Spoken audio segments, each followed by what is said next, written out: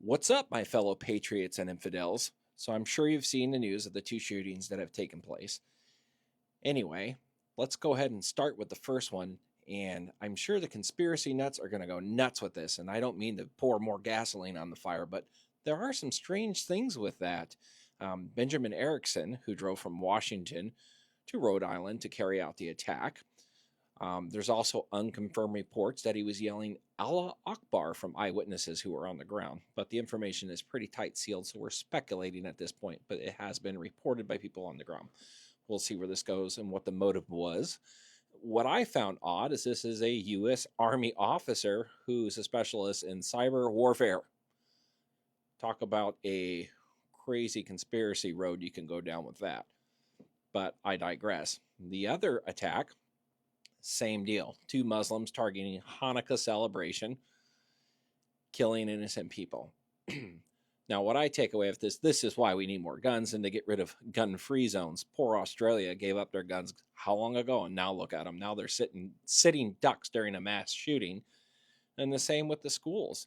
You're not allowed to have firearms out here. And everybody wants to go blaming the guns, and we need to make it harder for people to get firearms. Well, we've made it as hard as possible. They still get them. People are always going to find a way to carry out acts of evil. What you need to have is fire with fire to be able to defend yourself. Fight fire with fire, so to speak. So I'd rather have a firearm and try to defend myself, because 9 times out of 10, a good guy with a gun is going to end a bad guy with a gun. But these poor people had no way to defend themselves because they can't have them. Imagine that. You know, just like the Columbine shooting, they broke 21 gun laws to carry out that attack. You can make all the gun laws you want. It's still going to happen. So I think we need to have a national push to arm people on campuses, teachers, and have more of that element there. So if this happens, people can defend themselves and they're not just sitting ducks like that. Just unreal, unbelievable. But yeah, funny how these two attacks, both now with, well, we know one was an Islamic terrorist attack. The other one we're still trying to get information on, but funny how they happened at the same time.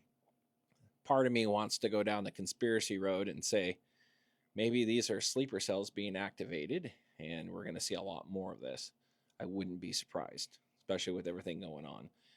And this is why you don't have open borders. This is why you don't let nut jobs like this in your country. I'm sorry, the Islamic world will never, ever be able to assimilate with the Western world.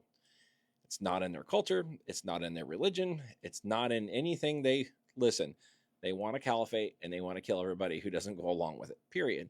So let them have their countries and stay the fuck out of our countries. That's how I feel about it. Anyway, I thought this was some pretty interesting reports. This is Blaine Cooper. I'm out.